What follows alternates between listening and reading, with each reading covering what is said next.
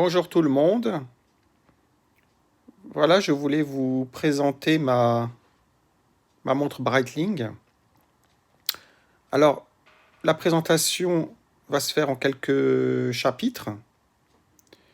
Euh, donc, dans un premier temps, je vous dirai un petit peu le pourquoi et le comment et le quand. Ensuite, je parlerai des caractéristiques techniques de la montre. Et puis, je continuerai avec les avantages et les inconvénients. Voilà, selon moi. L'utilisation également au quotidien que j'aborderai.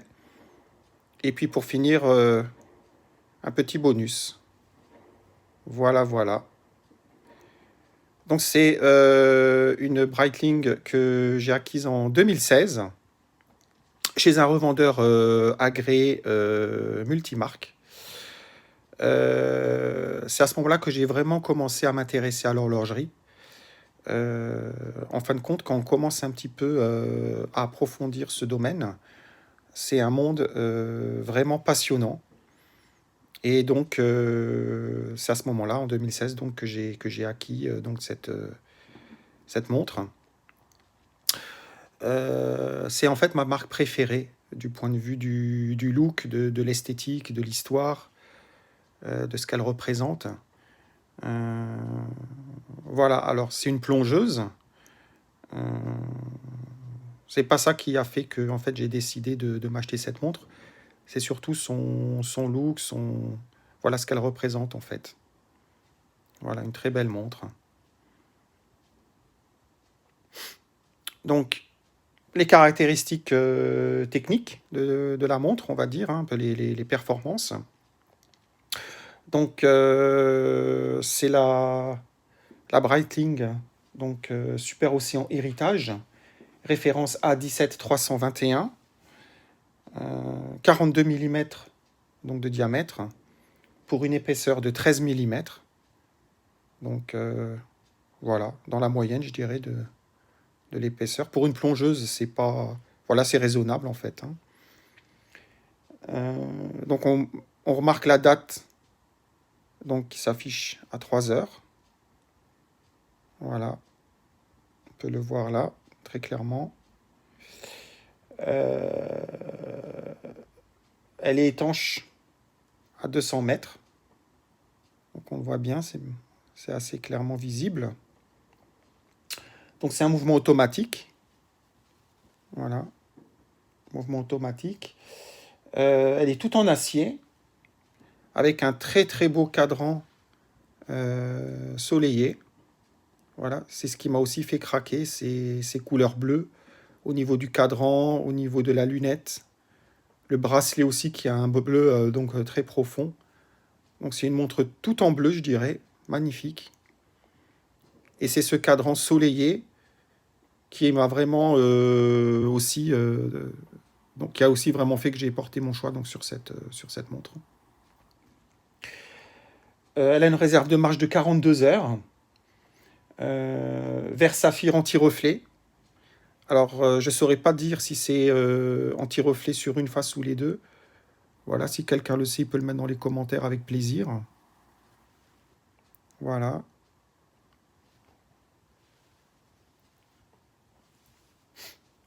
Alors, c'est un fond vissé. Voilà, donc montre étanche, un fond vissé.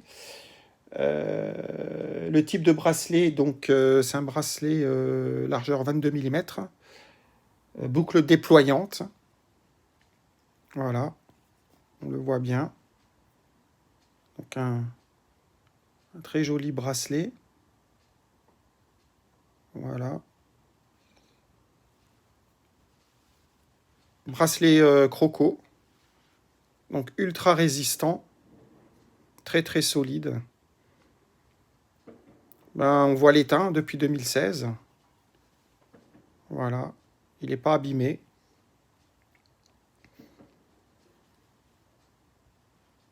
Voilà en gros pour les caractéristiques de la montre. Alors, les avantages, les inconvénients. Donc, qu'est-ce qu'on peut un petit peu dire au niveau donc, de ce que j'apprécie particulièrement sur cette montre. Alors, je trouve que c'est une montre intemporelle, indémodable, très classe, très belle. Elle a une certaine polyvalence, puisqu'on peut la porter donc sur une tenue habillée, mais aussi décontractée. Voilà, voire même tenue sportive. Très polyvalente, la montre. Donc, comme je disais avant, le cadre ensoleillé m'a vraiment énormément plu. Donc, avec tous ces reflets. Puis dehors, il brille encore plus. Hein, donc, voilà. C'est ma préférence, le cadre ensoleillé. Elle donne une impression de solidité, comme je disais, y compris le bracelet. Elle est sobre, elle est équilibrée, pas surchargée. Tout ce qu'il faut, ça y est au bon endroit, sans plus, sans moins. Voilà. Donc très agréable à regarder.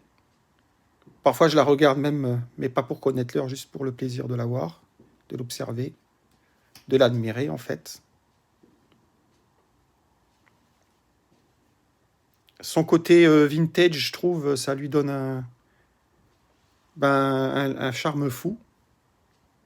Belle présence, très confortable également.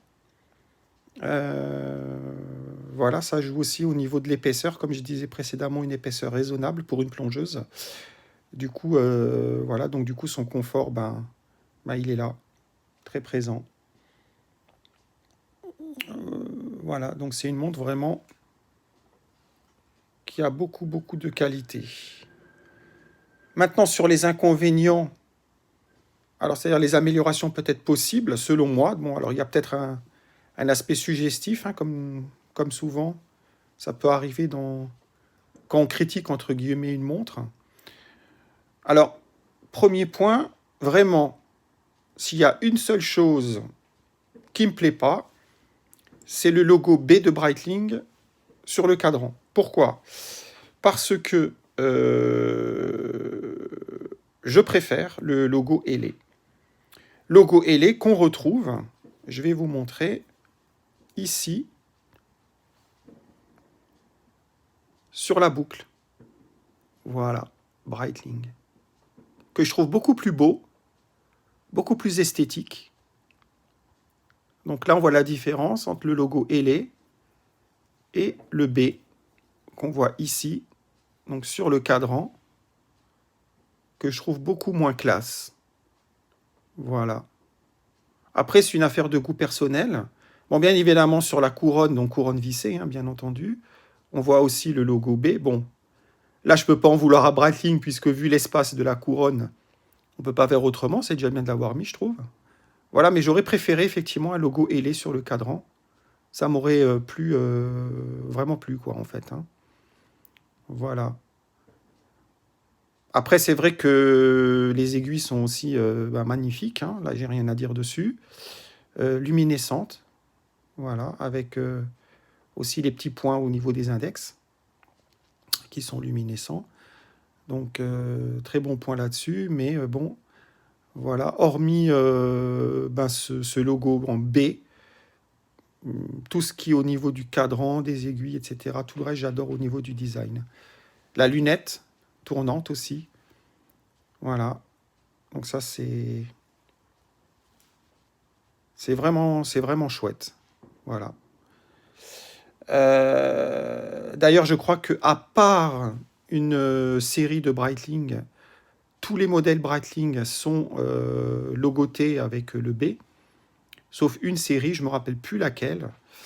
À voir les amis dans le commentaire, si vous avez la réponse, vous pouvez l'indiquer sur le commentaire. Voilà, donc sauf erreur de ma part, hein, mais je crois que toutes les montres Breitling sont logotées avec le B, sauf une série. Voilà, à confirmer les amis. Donc ça, c'est un petit peu le point qui me déplaît, voilà, personnellement. L'autre petit reproche que je pourrais faire, bon, bien que le fond soit joli, hein, on voit le B, on voit Breitling, on voit vraiment les informations essentielles de la montre. Puis polychromé comme ça, brillant, c'est un bel effet. Mais ceci dit, j'aurais préféré un fond transparent. Voilà, puisque c'est dommage un petit peu de ne pas profiter du mécanisme. Voilà, j'aurais préféré un fond transparent. Donc deuxième, voilà, petit reproche. Hein. Bon, c'est pas énorme, mais voilà. Sur autre élément, sur la boucle, il n'y a pas de bouton poussoir latéraux. Ça se fait de plus en plus. Maintenant, on le voit très souvent sur les montres. Donc, il faut vraiment décrocher ici pour vraiment... voilà, donc ça s'accroche. Il faut claquer comme ça s'ouvre. Il n'y a pas de bouton poussoir. Je trouve que c'est beaucoup plus pratique, beaucoup plus souple. Voilà, donc ça, c'est un petit défaut, entre guillemets, une petite amélioration possible. Autre chose, donc dernier point sur ces éléments peut-être possibles d'amélioration, selon moi. Hein. Bon, toujours un petit effet subjectif, mais bon, ça c'est... On n'y échappe pas quand on a un bel objet comme ça. On peut trouver des points à améliorer toujours. Donc, dernier point à améliorer, selon moi, c'est la réserve de marche. Donc, une réserve de marche, je disais 42 heures. Aujourd'hui, des montres à peu près de la même gamme ont des réserves de marche beaucoup plus élevées. Il y a une montre Oris, par exemple, une nouvelle montre Oris, qui a une réserve de marche de 5 jours et dont la valeur de cette montre, donc Oris, est inférieure, un petit peu inférieure même à cette Breitling. Donc, comme quoi, on peut avoir des réserves de marche plus élevées. Donc là, jusqu'à 5 jours pour cette Oris, une des toutes nouvelles Oris, sans pour autant atteindre des prix astronomiques. Voilà, donc Breitling. 42 heures, c'est vrai que maintenant, c'est assez courant. Donc je dirais maintenant, minimum, voilà, il faudrait 3, 4, 5 jours. Voilà, il faudrait que ça devienne la règle. Et plus rester, disons, sur le basique, entre guillemets, de 42 heures. Voilà, c'est mon opinion personnelle. Donc là, j'en finis un petit peu avec les points qui peuvent être améliorés, selon moi, bien entendu. Hein. Donc, au quotidien, donc l'utilisation au quotidien.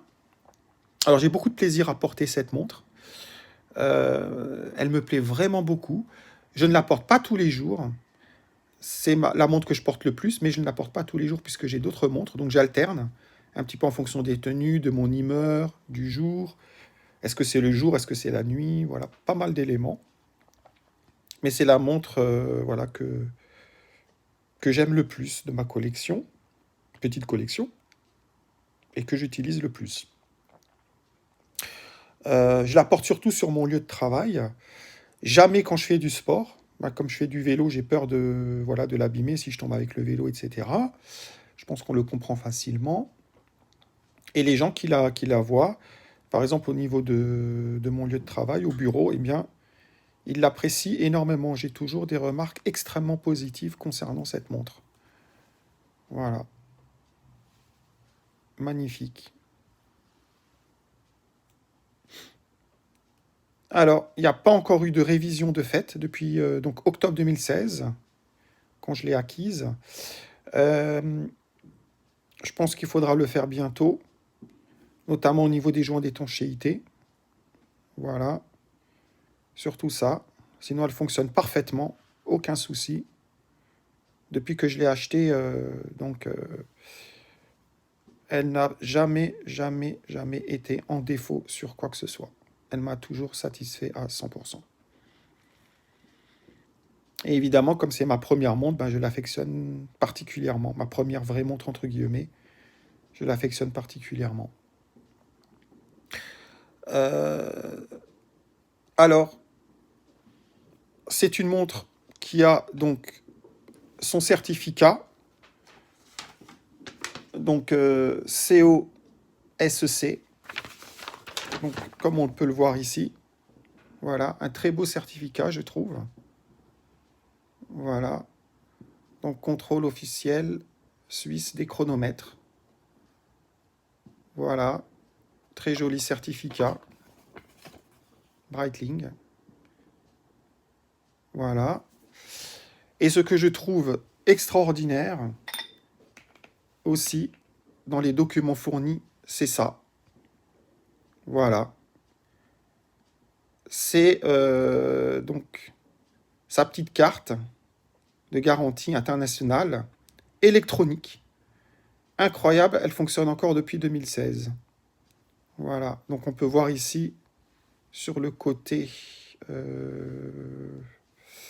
voilà ici, un élément électronique, peut-être une recharge, je ne sais pas. Voilà, si vous savez les amis, vous pouvez me le dire.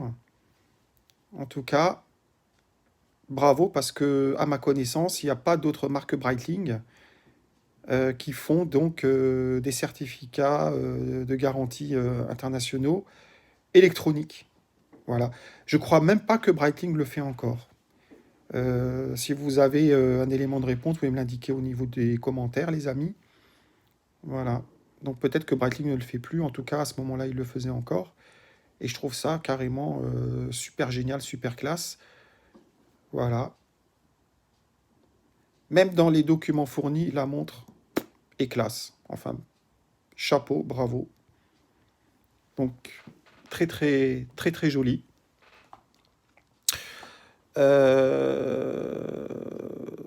Donc, ce que je veux aussi vous dire, c'est que, voilà, ben, en fin de compte, j'espère que la présentation vous a plu. Voilà, je la voulais un petit peu exhaustive, effectivement, aborder pas mal de points. J'espère que c'était assez clair.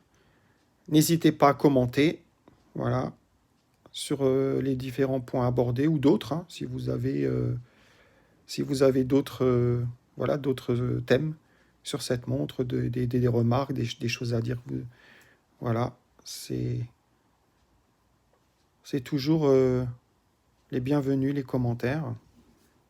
Voilà. Puis si vous avez aussi cette montre, voilà, de la série Super Océan Héritage, voilà, pourquoi ne pas le dire dans le commentaire, voir aussi vos impressions, qu'est-ce que vous en pensez, etc., etc. Voilà, voilà. Donc une très très belle montre. Et j'espère encore qu'elle me donnera entière satisfaction pour les nombreuses années à venir. Merci à vous et à bientôt. Bye bye.